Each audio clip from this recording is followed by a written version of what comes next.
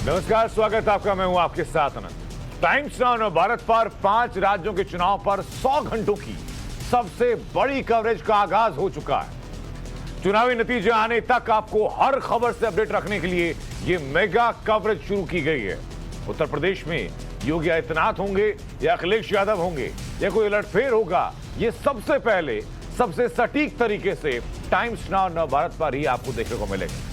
100 घंटे की election coverage के साथ साथ यूक्रेन युद्ध की भी कोई खबर आपको जानने से चूकेंगे नहीं आप। यानी युद्ध भूमि हो या मातृभूमि हो, हर जमीन की तस्वीर आपको लगातार टाइम्स नाउ भारत पर आपको दिखाएंगे। चुनाव हो या युद्ध हो, हर खबर की सटीक जानकारी टाइम्स नाउ भारत लगातार आप तक पहुंचाता रहेगा। यह वायदा है आपसे हमारा।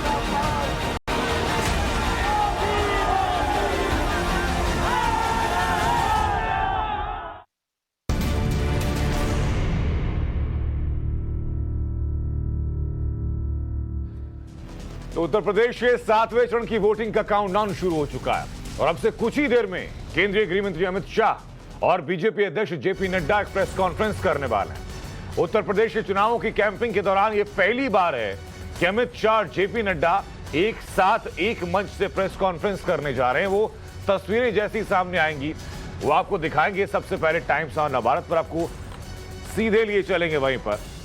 और हमारी सहयोगी रंजिता झा इस वक्त हमारे साथ जुड़ चुकी है। रंजिता, ये संभवतः उत्तर प्रदेश विधानसभा चुनाव की कैंपिंग के दौरान ये पहली दफा होने जा रहा है कि जब एक साथ प्रेस कॉन्फ्रेंस करेंगे दोनों। देखिए, निश्चित तौर पर 7वें चरण के जो प्रचार है वो अब खत्म हो गया है। दोनों ही नेता अमित शाह और जो बीजेपी के राष्ट्रीय अध्यक्ष है, दोनों ही उत्तर प्रदेश में प्रचार कर रहे थे और दोनों अब वापस बड़ा प्रेस कॉन्फ्रेंस कर रही है। कयास कई तरह के लगाए जा रहे हैं कि आखिर इस प्रेस कॉन्फ्रेंस में क्या मुद्दे हैं, किन चीजों को लेकर बीजेपी आगे बढ़ रही है। लेकिन जो सबसे बड़ा मुद्दा रहेगा वो यही कि जो 7वें चरण को लेकर जो मतदान होना है उसको लेकर बीजेपी की क्या अपील रहेगी, खासकर वाराणसी की जनता को, क्योंकि लगातार बीजेपी के बड़े नेता जो है वो वाराणसी में कैंप कर रहे थे, अलग अलग जगहों पर प्रचार कर रहे थे। अब जो स्थिति है वो तभी साफ होगी जब प्रेस कॉन्फ्रेंस में ये दोनों ही नेता साथ दिखेंगे, क्योंकि कहा जा रहा है कि अगले 5 से 7 मिनट में प्रेस कॉन्फ्रेंस शुरू होनी है। वापस आपके पास लौट रहे हैं, उससे पहले तस्वीरें दर्शकों को दिखा रहे हैं कि प्रेस कॉन्फ्रेंस सबसे कुछ ही देर में शुरू होगी और हमारी सहयोगी रंजिता झा आपको लगातार अपडेट भी इस मामले में दे रही हैं। अब से थोड़ी ही देर में बीजेपी की ये प्रेस कॉन्फ्रेंस होने जा रही है। रंजिता, मुझे बताइए जरा कि अब तक जो 6 चरण हो चुके हैं उन पूरे चरणों में बीजेपी की परफॉर्मेंस क्या रही, उस बारे में कुछ साझा किए जाने वाला है, या अगला जो आखिरी और अंतिम चरण होना है उस चरण को लेकर के क्या कोई स्ट्रैटेजी है, इस बारे में बातचीत होने वाली, क्या कोई इस मामले में जानकारी मिल पाई है अभी तक? देखिए, प्रेस कॉन्फ्रेंस होने में अब ज्यादा वक्त नहीं है। दोनों ही नेता किसी भी वक्त बीजेपी ऑफिस पहुंच सकते हैं। जहां तक 6 जो चरण के मतदान हुए हैं उसको लेकर बीजेपी पूरी तरह से आश्वस्त है। एक तरफ जहां समाजवादी पार्टी ये दावा कर रही है कि सरकार वो बनाएगी, वहीं बीजेपी का ये कहना है कि वो कंफर्टेबली जो बहुमत है वहां तक पहुंचेगी। लेकिन सवाल ये उठ रहा है, क्योंकि 2022 का जो चुनाव है ये वो इससे भी महत्वपूर्ण है, क्योंकि 2024 में लोकसभा चुनाव होगा और उत्तर प्रदेश की एक अहम भूमिका रहेगी। तो कोई भी कोर कसर जो है वो बीजेपी खासकर अपनी तरफ से नहीं छोड़ना चाह रही है।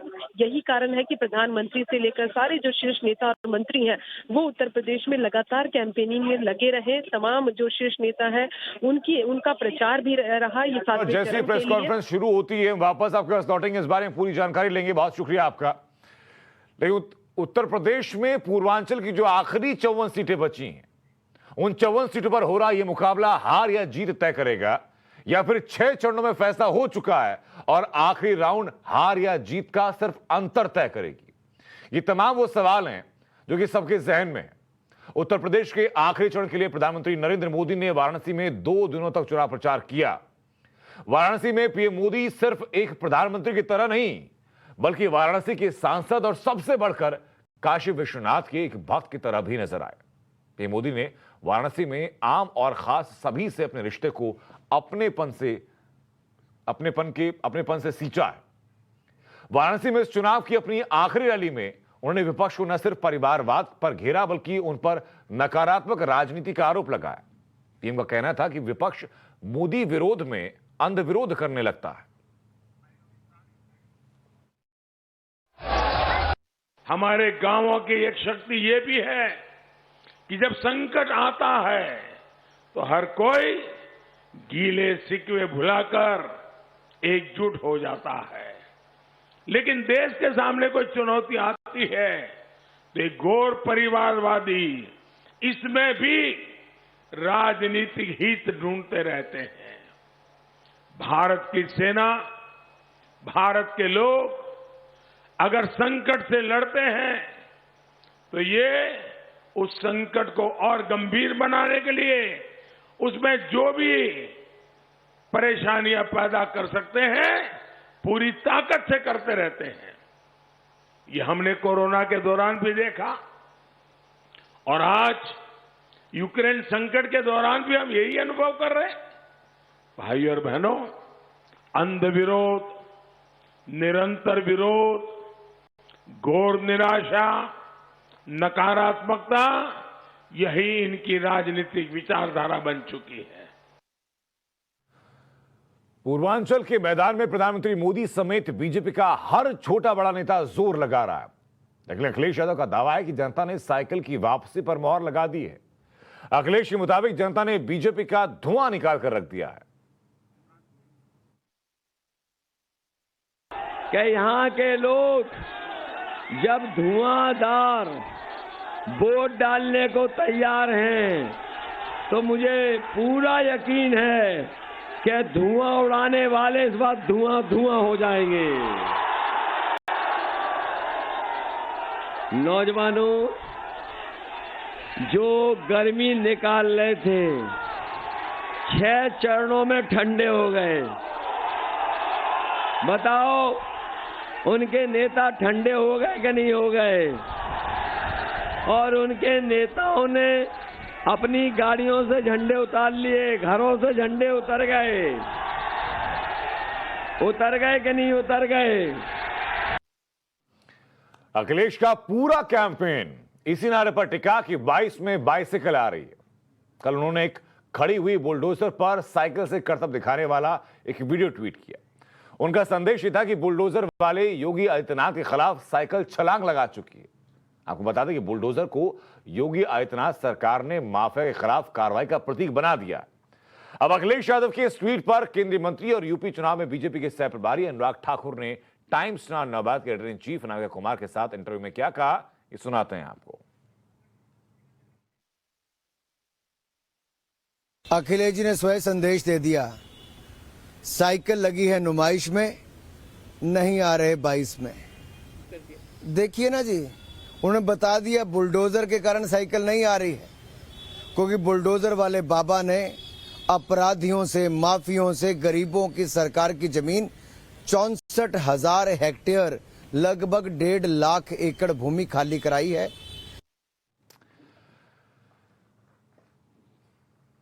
तो ये जो आखिरी रण बचा हुआ है, इसी को लेकर चर्चा होगी और पिछले 6 रणों में परफॉर्मेंस किसकी क्या रही है, इस पर भी बात करेंगे। 2 खास मेहमान हमारे साथ हैं। हर्षवर्धन जी हमारे साथ जुड़ चुके हैं, इस वक्त राजनीतिक विश्लेषक हैं, और सतीश प्रकाश हमारे साथ हैं, आप भी राजनीतिक विश्लेषक हैं। बहुत बहुत स्वागत आप दोनों लोगों का। हर्षवर्धन जी, शुरुआत में आपसे करना चाहूंगा सर कि पीएम मोदी के इन 2 दिनों के कैंप को क्या ये माना जाए कि 2017 का फॉर्मूला दोबारा अपनाया गया और वही परफॉर्मेंस बीजेपी करने जा रही है, इसी को लेकर तस्दीक की गई?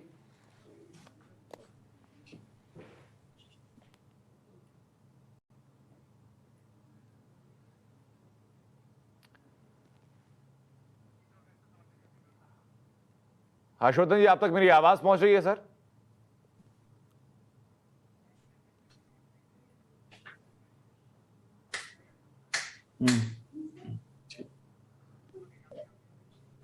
सर, आप तक आवाज पहुंची है हर्षवर्धन जी मेरी? मैं खासों तक आवाज नहीं पहुंच पा आप रही है। सतीश जी से पूछ रहे हैं? मेरा हर्षवर्धन, पहला सवाल मेरा आप ही से था सर कि क्या 2017 में जो फॉर्मूला तय किया गया था कि 3 दिनों का कैंपिंग पीएम मोदी ने की थी, ये 2 दिनों की कैंपिंग भी क्या उसी का प्रतीक है? और 76 सीटें पिछली बार 111 में से हासिल की थी, लक्ष्य वही है इस बार का भी या और बेहतर हो सकता है? देखिए, निश्चित तौर पर प्रधानमंत्री नरेंद्र मोदी का संसदीय क्षेत्र है और यहाँ पर वो चाहे चुनाव हो या नहीं भी हो, क्योंकि होता क्या है, हम मीडिया के लोग सिर्फ उस वक्त देखते हैं जब चुनाव हो रहा होता है, जब कोई ऐसा कोई इवेंट बड़ा हो रहा होता है, लेकिन उसके बीच में भी प्रधानमंत्री बनारस जाते रहे हैं और वहां अपने क्षेत्र के लोगों से बात करते रहे। और ऐसे में जब प्रधानमंत्री अपने संसदीय क्षेत्र में जाते हैं और वो उन कामों को दिखाते हैं, वो बताते हैं कि देखिए ये हमने आपसे कहा था, काशी की सकरी गलियां, काशी के झूलते हुए तार, काशी की गंदगी, काशी की व्यवस्था और सबके ऊपर काशी विश्वनाथ धाम, ये हमने करके दिखा दिया।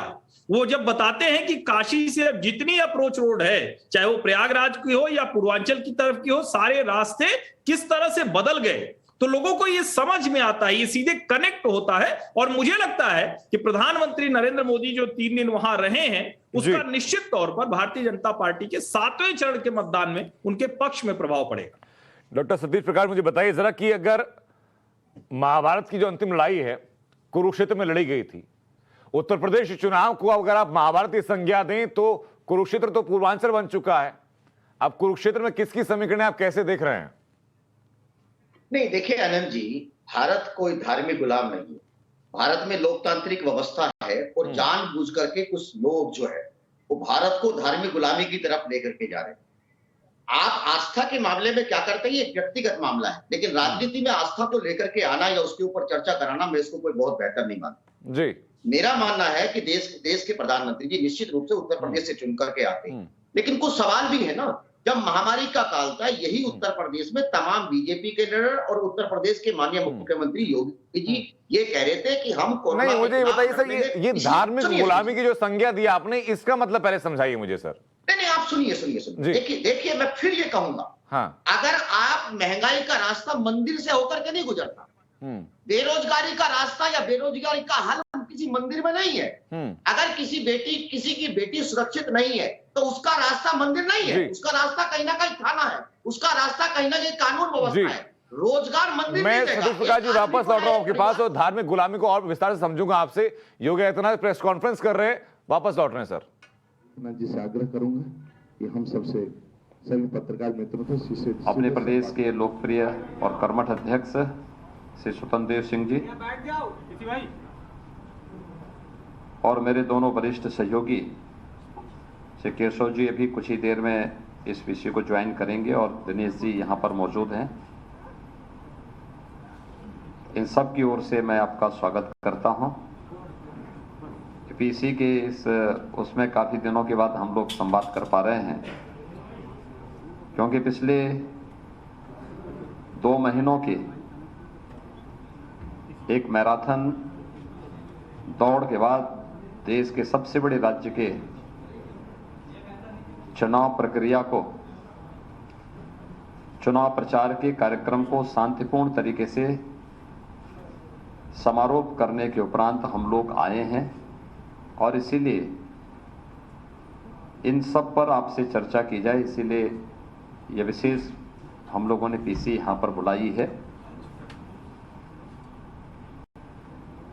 उत्तर प्रदेश में 2017 में जो आदरणीय प्रधानमंत्री जी के मार्गदर्शन में भारतीय जनता पार्टी ने उस समय के राष्ट्रीय अध्यक्ष माननीय अमित शाह जी के नेतृत्व में जो लोक कल्याण संकल्प पत्र जारी किया था, उसमें प्रदेश को दंगा मुक्त, भय मुक्त और एक सुरक्षित प्रदेश बनाने की जो बात की थी, विगत 5 वर्षों के दौरान उस पर हुए प्रभावी क्रियान्वयन का परिणाम शांतिपूर्ण तरीके से देश के सबसे बड़े राज्य का विधानसभा का चुनाव 6 चरणों का व्यतीत हो चुका है। 7वें चरण के प्रचार का कार्य अब कुछ ही देर में समाप्त होने वाला है और परसों 7 मार्च को 7वें चरण का मतदान भी होगा। आप देखेंगे अगर इसकी तुलना 2017, 2014, 2012 या 2007 की विधानसभा चुनाव या 2009 के लोकसभा चुनाव से अगर आप करेंगे तो उस दौरान जो व्यापक हिंसा होती थी, अराजकता का तांडव देखने को मिलता था, उससे इतर शांतिपूर्ण तरीके से चुनाव प्रक्रिया को आगे बढ़ाने में भारत निर्वाचन आयोग को भी कानून की राज का ये लाभ प्राप्त हुआ, जिसके कारण 6 चरणों का चुनाव शांतिपूर्ण तरीके से संपन्न हुआ है और 7वें चरण का प्रचार का कार्य भी शांतिपूर्ण तरीके से संपन्न हो चुका है। परसों 7वें चरण का मतदान भी होगा। उत्तर प्रदेश जैसे राज्य में शांतिपूर्ण तरीके से चुनाव हो, ये अपने आप में कौतूहल और आश्चर्य का विषय हो सकता है बहुत सारे लोगों के लिए, लेकिन भारतीय जनता पार्टी की डबल इंजन सरकार ने इसे वास्तविक हकीकत में बदलने का काम भी किया है। 5 वर्ष की डबल इंजन सरकार की उपलब्धियों में से ये भी एक आता है। मित्रों, पूरे प्रचार के दौरान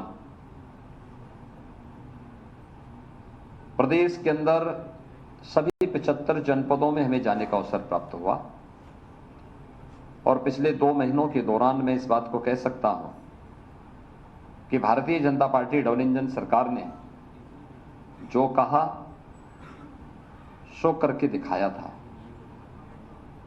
और जनमानस में जो अपार विश्वास है, सबका साथ, सबका विकास, सबका विश्वास और सबके प्रयास का, वह विधानसभा चुनाव प्रचार के दौरान भी प्रतिफलित होता हुआ दिखाई दिया है।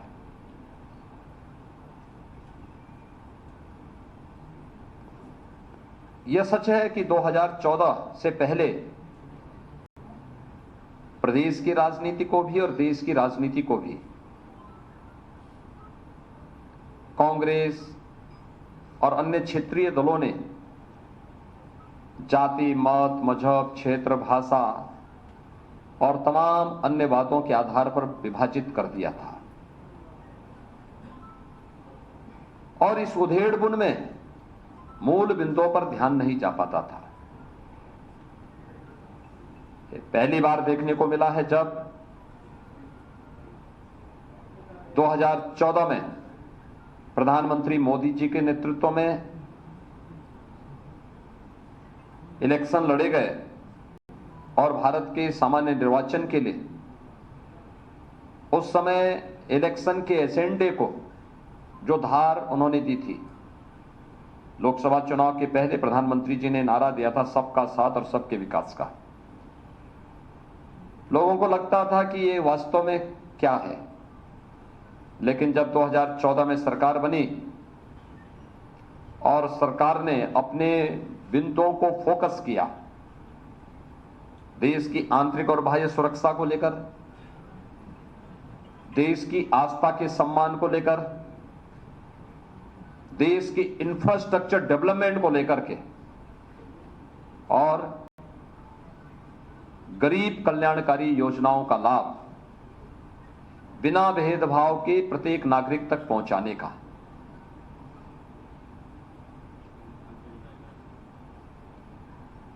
देश का एजेंडा बदला है मोदी जी ने। जो जाति, मत, मजहब, क्षेत्र, भाषा और परिवार तक सीमित था, वह प्रधानमंत्री मोदी जी ने गांव, गरीब, किसान, नौजवान, महिलाएं और समाज के उन सभी उपेक्षित, दबे कुचले तबकों तक पहुंचाने का काम किया जो आजादी के बाद शासन की योजनाओं से वंचित थे, जो विकास की प्रक्रिया में पिछड़ गए थे और जिन्हें सरकार के सहयोग और सहारे की आवश्यकता थी। उन सबको ये संबल देने का काम प्रधानमंत्री मोदी जी के नेतृत्व में हुआ। आज उसका परिणाम भी देखने को मिला। ये सच है, 2014 से 2017 के बीच, मार्च 17 के बीच प्रधानमंत्री मोदी जी के द्वारा प्रारंभ किए गए गरीब कल्याणकारी योजनाओं का और इंफ्रास्ट्रक्चर डेवलपमेंट के कार्यों को प्रदेश की तत्कालीन समाजवादी पार्टी की सरकार लागू करने में विफल रही, पूरी तरह विफल रही। लेकिन जब मार्च 2017 में भारतीय जनता पार्टी की सरकार प्रदेश में पदारूढ़ होती है, तो उस समय हम लोगों ने आकर के केंद्र सरकार की उन सभी योजनाओं को प्रदेश में लागू किया जो प्रदेश के 25 करोड़ लोगों के जीवन में व्यापक परिवर्तन का कारक बन सकती थी। याद करिए, हम लोग जब आए थे, हमारी सरकार ने पहले 3 फैसले लिए थे। अन्नदाता किसानों की ऋण माफी के, जिसमें 86 लाख किसानों का 36,000 करोड़ रुपए का कर्ज माफी का कार्यक्रम हुआ था। ट्रांसपेरेंस तरीके से पूरे देश के अंदर अपने आप में एक उदाहरण था। टेक्नोलॉजी का उपयोग करते हुए कैसे किसानों के जीवन में परिवर्तन लाया जा सकता है, यह कार्य किया गया। प्रदेश के अंदर अवैध बूचड़खानों को बंद किया गया और बेटियों की सुरक्षा के लिए एंटी रोमियो स्क्वाड का गठन करके हर थाना क्षेत्र में इसको सक्रिय किया गया। अन्नदाता किसानों से अगर मैं इस योजना को प्रारंभ करूं, आज आप देख रहे होंगे अन्नदाता किसानों के लिए प्रधानमंत्री फसल बीमा योजना,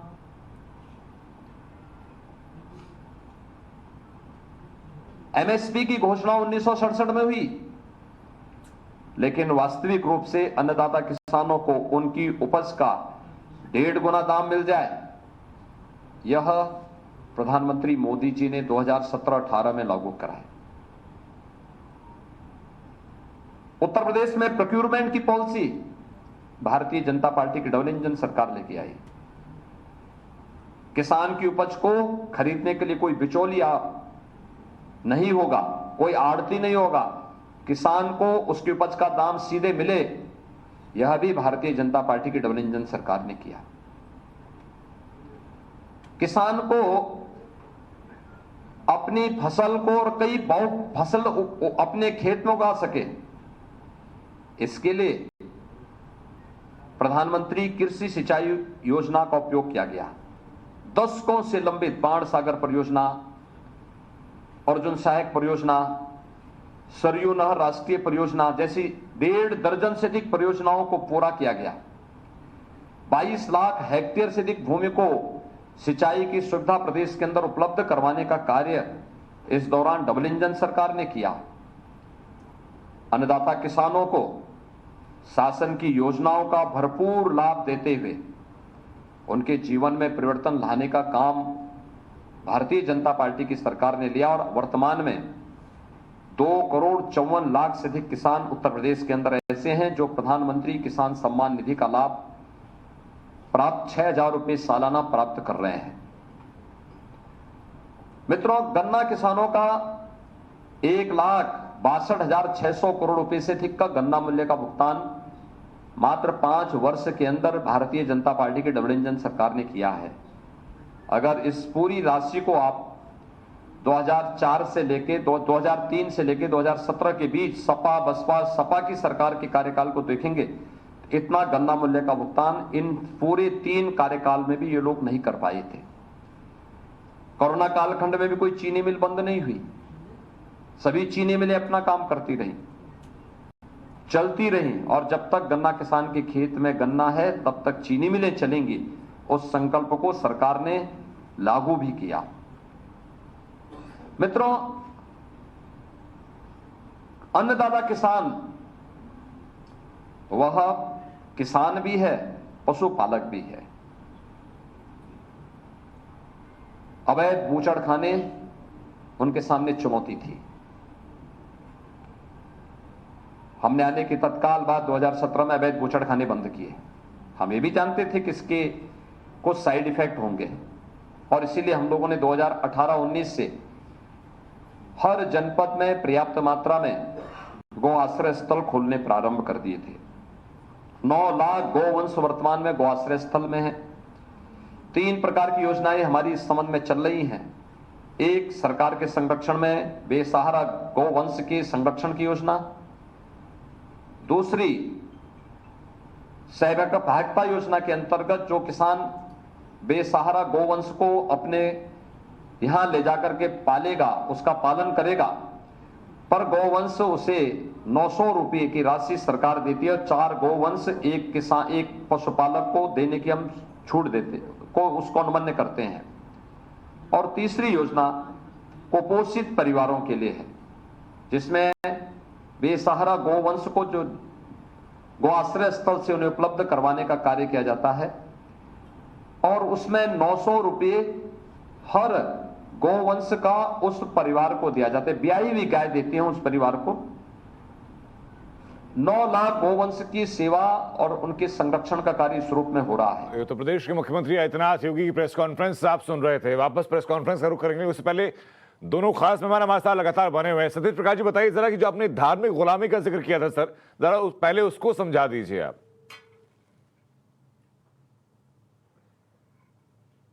मेरा कहना यह है कि अगर महामारी के काल में अगर कोई देश गुजरा है तो उस समय कहीं ना कहीं उसको हॉस्पिटल की जरूरत थी। एक बेरोजगार आदमी को किसी मंदिर या मस्जिद या किसी गुरुद्वारे में रोजगार नहीं मिल सकता।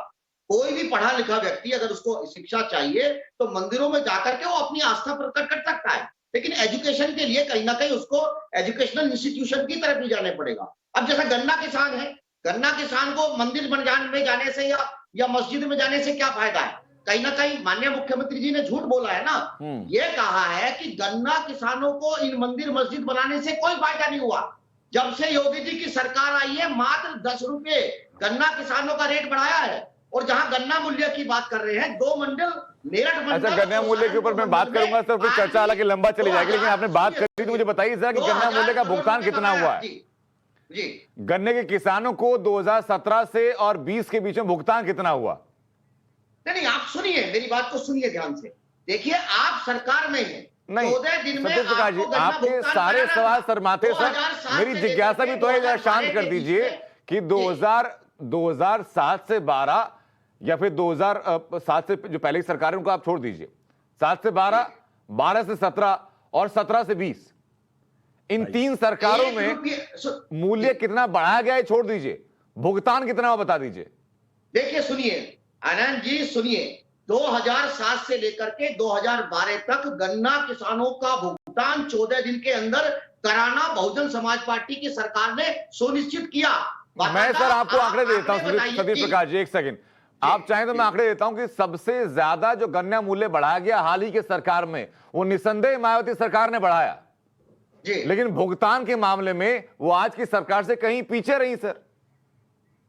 सर आप सुनिए, अगर बहुजन समाज पार्टी की सरकार के दौरान का गन्ना किसानों का 1 भी रुपया बाकी है तो मैं आपको हर सवाल का जवाब दूंगा ना।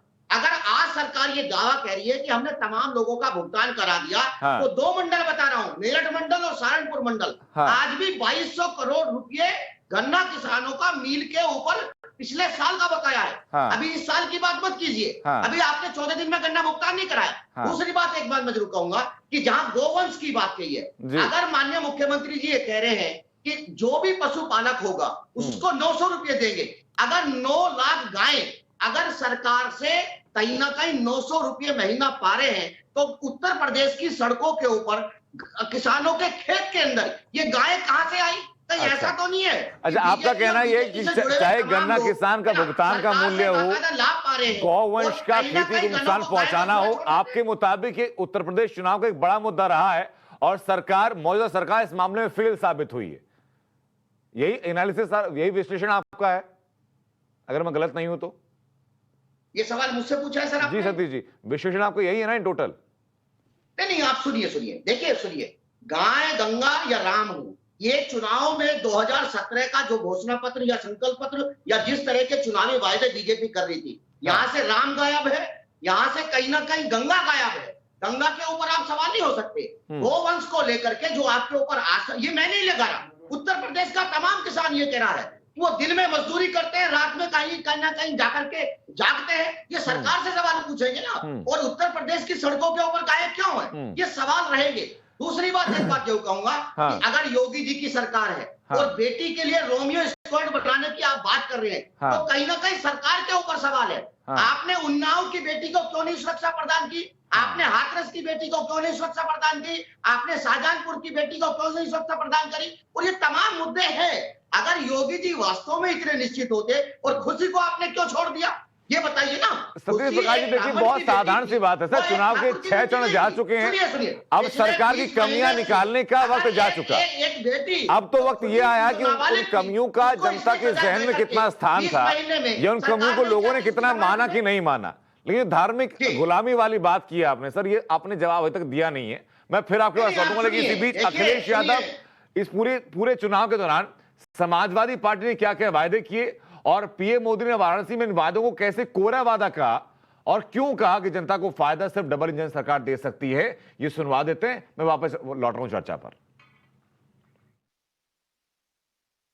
एक तरफ डबल इंजन का डबल बेनिफिट है, जिसका लाभ यूपी का हर नागरिक उठा रहा है।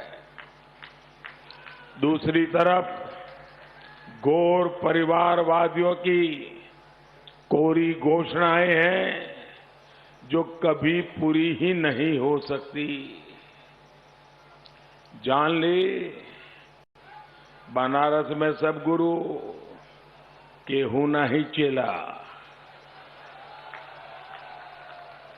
यहां तो झूठ भरे बिल्कुल नहीं चलता। इसलिए लोग कह रहे हैं जो आज यूपी की सेवा कर रहे हैं वही अपना काम जारी रखेंगे। सतीश जी बता दीजिए कि धार्मिक गुलामी से तात्पर्य क्या? अगर सरकार ने मंदिरों का जीर्णोद्धार करा दिया, लोगों की आस्था का ख्याल रख लिया, धार्मिक गुलामी हो गई। अगर रामलला का मंदिर, वो रामलला टाट से हट करके ठाट में रहने आ रहे हैं तो धार्मिक गुलामी हो गई। काशी विश्वनाथ की गलियों को बेहतर कर दिया गया तो धार्मिक गुलामी हो गई। नहीं, मेरा सवाल ये नहीं है। अगर देखिए आप राम मंदिर के नाम पर घोटाला करते हैं, जमीन घोटाला करते हैं, मेरा तब भी सवाल नहीं है। हाँ। आप क्या करना चाहते हैं, मेरा सवाल ये है कि देश के प्रधानमंत्री जी को ये डिसाइड करना पड़ेगा कि वो सिर्फ बीजेपी के लीडर है या देश के प्रधानमंत्री जी हैं। यही देश के प्रधानमंत्री जब तमाम विश्व के, अरे सर वो जब काशी गए थे, वो काशी के सांसद भी हैं और वो सांसद की हैसियत से वहां पर गए, इस बारे में हल क्या हो सकता है सर? सेना के अंदर बंधक है ना। देश के प्रधानमंत्री जी को कहीं ना कहीं कूटनीतिक स्तर के ऊपर या तो रूस की बात को मना करना चाहिए था या तमाम लोगों से बात करना चाहिए था। अच्छा, एक साथ एक वक्तव्य में सारी चीजें समेटना संभव नहीं हो पाएगा सर। मैं हर्षवर्धन की बात जा रहा हूँ कि गन्ना किसान की बात भी कर ले, गाय की बात भी कर ले, एंटी रोमियो स्क्वाड की बात भी कर ले और आप सीधा रूस में पहुंच जाए। हर्षवर्धन मुझे बताइए जरा कि पीएम मोदी काशी में रहे तो उन्होंने कहा कि भाई डबल इंजन सरकार का लोगों को फायदा मिल रहा है, और अगर आप डबल इंजन की सरकार चाहते हैं या चुनते हैं तभी आप विकास के परचम पर पहुंच पाएंगे। क्या संभावनाएं हैं डबल इंजन सरकार की इस वक्त, और क्या पिछले 5 साल में लोगों ने फायदा महसूस किया? सबसे पहले तो ये कि मुझे लगता है कि बहुत आपत्तिजनक है कि कोई ये कहे कि धार्मिक गुलामी, और अगर राम मंदिर बनने से और काशी विश्वनाथ धाम बनने से या गंगा की सफाई होने से, मिशन गंगा चलने से इससे धार्मिक गुलामी होती है, तो मुझे लगता है ये गुलामी तो देश के लिए अच्छी है। और ये गुलामी देश के लिए कैसे अच्छी है मैं बताता हूं जी। ये अगर आप देखेंगे तो काशी को लोगों ने किस तरह से चित्रित किया था, कह रहे काशी के लोग तो ऐसे ही रहते हैं, वो तो बिल्कुल बर्दाश्त नहीं करेंगे, छेड़खानी हो रही है, बनारस का स्वरूप बिगाड़ा जा रहा है। आज क्या है, काशी वासियों को आप सुनिए, वो एकदम मस्त हैं। उनको लग रहा है कि जीवन में ये चमत्कारिक बदलाव कोई सरकार कर सकती थी, कि सरकारों ने हमें जानने क्यों नहीं दिया, इसका अनुभव हमें क्यों नहीं करने दिया। और जिस अयोध्या में राम मंदिर की बात होती है, पता नहीं लोगों को जानकारी नहीं होती है तो कुछ भी कह सकते हैं। हम तो चूंकि बड़े अच्छे से जानते हैं, वहां एक होटल नहीं मिलता था। फैजाबाद अयोध्या में एक होटल नहीं था। बिल्कुल ठीक बात। और वहां जो स्थिति थी कि एक सुल्तानपुर से जाते जाइए तो 1-2 चीनी मिलें थी, उनकी बदबू के अलावा कुछ मिलता नहीं था, रोजगार नहीं था। आज वहां स्थिति यह है कि वहां के रास्ते से लेकर वहां की जो संभावनाएं हैं वो बदल गई। ये कहना कि ये धार्मिक गुलामी है, यानी जो हमारे आराध्य हैं उनको गलत तरीके से रखना, ये ठीक है। ये सेकुलर राजनीति है। मुझे लगता है अगर ये सेकुलर राजनीति है तो ये बीमारी है, बीमारी, और इस बीमारी से देश को मुक्ति मिलनी चाहिए। मैं प्रयागराज का रहने वाला हूं और बार बार बड़े गर्व से बताता हूं कि जो महाकुंभ हुआ था, जिस कुंभ में 2019 में शहर की सूरत बदल गई और धर्मवीर भारती ने गुनाहों का देवता में लिखा कि किसी ग्राम में देवता और नगर देवता की कल्पना का शहर है, खत्म हो गया था वो शहर 40 सालों में। किसी सरकार ने कुछ नहीं किया। वहीं आनंद भवन है, गांधी परिवार का घर है, विश्वविद्यालय के बराबर की जमीन आनंद भवन स्वराज भवन की है। क्या हुआ? उस शहर में सीवर लाइन तक नहीं थी। तो सीवर लाइन नहीं होगी तो गंगा में नाली से पानी जाएगा तो कहां से गंगा साफ होगी? अगर गंगा का साफ होना, सीवेज ट्रीटमेंट प्लांट लग जाना, सड़कें चौड़ी हो जाना, सफाई हो जाना, ये सब अगर धार्मिक गुलामी लगती है तो मैं तो ये मानूंगा एक नागरिक के तौर पर, एक पत्रकार के तौर पर, कि ये होना बहुत जरूरी था। उत्तर प्रदेश के लोगों को इस फर्क को, इस जो अंतर है, वो बहुत अच्छे से उस एहसास को जी रहे हैं। जो लोग उस धर्म को मानते हैं, उस धर्म के अनुयायी हैं, उनके लिए भी जरूरी था। नहीं, ये धर्म का मसला नहीं है आनंद जी, ये मैं एक लाइन से जोड़ दूं, ये बार बार कह दिया जाता है धर्म का मसला नहीं है। ये वहां के लोगों के जीवन स्तर को बेहतर करने का मसला है। कुंभ, माघ मेला हर साल लगता है, कुंभ लगता है 6 साल और 12 साल में, लेकिन वहां होता था कि डेंटिंग पेंटिंग हुई, सड़क उखड़ गई।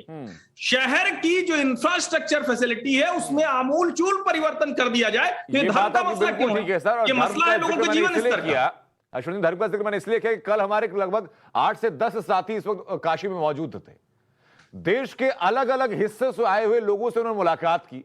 वो लोग काशी में आकर रह नहीं रहे थे, लेकिन इस बात से खुश थे कि जब वो 5 साल पहले बाबा विश्वनाथ के दर्शन करने के लिए आए थे तब उनको कितनी अवस्था का सामना करना पड़ा था, और आज जब अपने आराध्य के दर पर वो पहुंचे हैं तो कितने बेहतर दर्शन उनको हो रहे हैं। धर्म का इस लिहाज से आता है। काशी में रह रहा है बिल्कुल, बेहतर हो ही रहा है, लेकिन ये अलग सेकुलर बीमारी है ना कि हिंदू जो आस्था स्थल है, उपासना स्थल है, वो खराब रहे, गंदे रहे, बेतरतीब रहे। ये सेकुलर बीमारी देश का बेड़ा गर्क कर रही। ये शर्मनाक तरीका है कि हिंदू स्थलों को लेकर अच्छा होते हुए तो पीड़ा होने लगे। ये बहुत शर्मनाक है। सतीश प्रकाश जी बता तो दीजिए सर, ये धार्मिक गुलामी कैसे है? मेरा फिर वही सवाल आपसे। देखिए आनंद जी, बीजेपी का इतिहास है कि राजनीति की सीढ़ी से फिसली हुई बीजेपी हमेशा आस्था की चौखट पे जाकर गिरती है। मेरी बात को सुनिए ध्यान से। मैं किसी की आस्था के ऊपर चोट नहीं कर रहा हूं, लेकिन अगर मैं देश के प्रधानमंत्री से सवाल है, मैं किसी मंदिर के पुजारी से सवाल नहीं पूछ रहा हूँ, क्योंकि वो देश के प्रधानमंत्री हैं। अगर उनको लगता है, मैं सवाल फिर दोहरा रहा हूं सर, मुझे बताइए कि धार्मिक गुलामी कैसे है? आपकी बात सही है। अगर राजनीतिक पनपा तो सागर से सरयू तक की जो यात्रा निकाली गई थी उसके बयान पर पनपा, ये बात बिल्कुल ठीक है। देखिए आनंद जी, मेरे सवाल देश के प्रधानमंत्री से हैं, किसी मठ के मठाधीश से सवाल नहीं है। ये देश के प्रधानमंत्री जी को बताना पड़ेगा कि जिस काशी से चुनकर के वो सांसद आते हैं, वहां एक सांसद होने के नाते उन्होंने, उनकी एक योजना थी कि उनको एक गांव गोद लेना था। आज वो गांव गोद में ही है, अभी वो बाहर निकल के नहीं आया। पिछले 10 साल हो गए और 10 साल में बच्चा भी 2 साल का बना के रखा है। ये सवाल रहेंगे।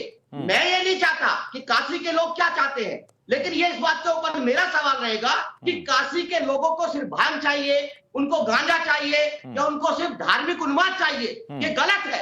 हर व्यक्ति को रोजगार चाहिए, हर व्यक्ति को जो बेरोजगारी की व्यवस्था है, हर व्यक्ति को कानून व्यवस्था चाहिए, हर व्यक्ति को जो महंगाई है, महंगाई काशी में भी है, मुझे ये बताइए सर, नहीं है, वहां भी तेल का रेट इतना ही है, वहां भी तमाम लोगों की यही समस्या है। मेरा कहना यह है कि देश के प्रधानमंत्री होने के नाते काशी कॉरिडोर बनने से धार्मिक उन्माद कैसे? जी, काशी कॉरिडोर बनने से धार्मिक उन्माद कैसे? नहीं, बिल्कुल नहीं है, बिल्कुल नहीं है। आपने बोला था धार्मिक उन्माद, सुनिए, आपने बोला भी धार्मिक उन्माद हो रहा है। नहीं, आप सुनिए, ये धार्मिक उन्माद नहीं है। सुनिए, बहुजन समाज पार्टी ने उत्तर प्रदेश के अगले 20 साल के क्या विकास के मानक होंगे, हमने ताज कॉरिडोर बनाने की बात की थी ना। कोई बात नहीं, ताज कॉरिडोर नहीं बन पाया, आपने यहाँ बनाया, एक अयोध्या में कॉरिडोर। सतीश प्रकाश जी, ऐसा है बीएसपी कार्यकाल में इस मुद्दे को मैं लाना नहीं चाहता था कि बीएसपी कार्यकाल में जन्मदिन मनाने के लिए जब कई टन के केक बनते थे या नोटों की मालाएं पहनाई जाती थी, तब आपको याद नहीं आता था कि अंतिम छोर पर जो खड़ा व्यक्ति है उसको क्या होगा? जब जन्मदिन मनाने के लिए और अनऑफिशियल तरीके से, ऑफिशियल नहीं कह रहा हूं मैं, अनऑफिशियल तरीके से हमने सुना यह भी कि हर एक विभाग को एक टारगेट दिया जाता था कि जन्मदिन आ रहा है, इतने बैग आपको पैसों के तैयार करने हैं। सुना हमने ये भी है। तब याद नहीं आता था कि अंतिम छोर पे व्यक्ति खड़ा हुआ है, इसका क्या होना है। आज काशी कॉरिडोर बन गया, रामलला ठाट से निकल गए, ठाट में आ गए, तो धार्मिक उन्माद हो रहा है। अभी सुनिए ना, अभी धार्मिक उन्माद तो अभी खुला गया ना, अभी सरकार में है, लोग सवाल दबा के बैठे।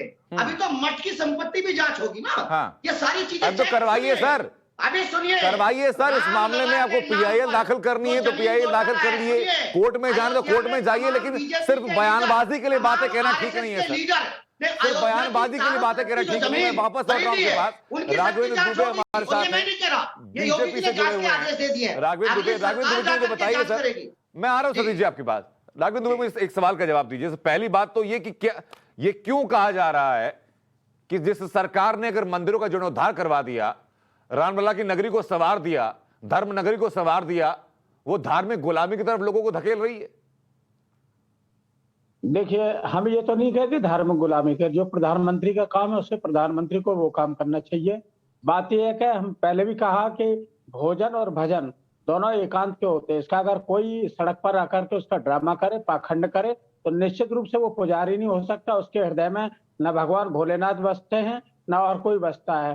तो ये केवल धार्मिक रूप से लोगों को जो ध्रुवीकरण करने की एक नीति जो इनकी पुरानी रही है, जहाँ गर्भगृह में भी कैमरा पहुंच जाए, डुबकी लगाए तो 36 कैमरे लगे हों, ये जहां भी जाए वहां कैमरे लगे हों, तो ये घंटों के एक देखो 2-2 घंटे उनका लाइव प्रसारण सारे चैनल कर रहे, क्या स्थिति बना रखी है। राघवेंद्र जी, जब एक शादी के लिए स्विस कॉटेज बनाए जाते थे, एक शादी में जब हेलीकॉप्टर से लाइन लगती थी, भाई फलाना आदमी को कुछ खाने जाना तो एक विमान लेकर के जाएगा, जब बॉलीवुड की तमाम हस्तियों को लाया जाता था जन्मदिन मनाने के लिए, तब क्या होता था सर? कि अब आप जो लेके जा रहे हैं जहां देश को, दिक्कत तो यही है कि मीडिया का बहुत बड़ा वर्ग जिसका काम था, मीडिया का काम था कि स्थायी विपक्ष की भूमिका निभाए, लेकिन मीडिया ने जिस तरीके से एक तरीके से अगर कहें कि सत्ता पक्ष की गुलामी की, सत्ता की चरण वंदना की, इसीलिए विपक्ष से प्रश्न। राघवेंद्र जी, आप चाहे जो आरोप लगाइए, मुझे उस आरोपों को सुनने में कोई गुरेज नहीं होगा। मैं सिर्फ ये कहना चाहता हूं कि आज की तारीख में अगर मंदिरों के जीर्णोद्धार को धार्मिक गुलामी का नाम दिया जा रहा है, तो और ये कहा जा रहा है कि भाई लोगों का विकास नहीं किया जा रहा, तो खरबों रुपए जन्मदिन पर खर्च होते थे, उनका हिसाब कौन देगा सर? दोनों सरकारों के नेता हमारे सामने बैठे हुए हैं। कॉरिडोर बनाया गया, उसमें कितने मंदिर तोड़े गए ये पता है? कि पुराने जो मंदिर थे, जो सैकड़ों वर्ष पुराने थे, उनको तोड़ दिया गया है। ये क्या है? आप अब उसका प्रचार कर रहे हैं। आपने जितने मंदिर तोड़ दिए हैं, जो प्राचीन हमारी सभ्यता थी, संस्कृति थी, उसको तोड़ दिया। अब आप दिखा रहे हैं, कॉरिडोर दिखा रहे हैं। बहुत सारे हम लोगों ने कराया, हमने नहीं कराया। अयोध्या में विकास नहीं कराया क्या? परिक्रमा नहीं बनवाई क्या? धार्मिक चबूतरा जो भजन का कीर्तन का था वो नहीं बनाया? बहुत सारी चीजें करी, लेकिन आप लोग उसका प्रचार करते हैं। हम तो युवाओं को रोजगार देने की बात करते हैं। हम कहते हैं कि किसान जिस तरीके से। अच्छा, मैं अयोध्या होके आया सर। राघवेंद्र भाई, छोटा सा संशय में बताएगा ईमानदारी के साथ, अयोध्या के विकास के लिए 12 से 17 के दौरान क्या क्या हुआ? आपने अयोध्या का नाम लिया, मैंने उसी शहर का जिक्र कर दिया। मैं बता रहा हूँ, मुझे बताइए। जो परिक्रमा मार गए, उसको सुंदरीकरण किया, उसके आसपास पेड़ लगाए गए, और राम भजन के लिए एक चबूतरा बहुत बड़ा बनाया गया, जिसमें धनुष का आकार देना था। बाबा जी बाद में वो धनुष का आकार भी नहीं बना पाए। बहुत सारे काम किए, लेकिन यहाँ क्या है? यहाँ कुछ भी करते हैं। ईमानदारी से सुनिए, आरती करेंगे। 2015 में गया था अयोध्या, जब पहली बार, जब दूसरी बार गया था, पहली बार गया था 2010 के फैसले के बाद, 2015 में अयोध्या गया था। रहने के लिए ढंग का होटल तक नहीं था। अच्छा, गाड़ी जब निकल रही थी तो सड़कें टूटी फूटी इतनी और कीचड़ इतना था कि निकलना दूभर हो गया था। हनुमानगढ़ी पहुंचते थे, वहां से कई किलोमीटर दूर गाड़ी खड़ी करनी पड़ी थी, क्योंकि संकरी चीजें इतनी हो चुकी थी, गाड़ी जाने का रास्ता नहीं था।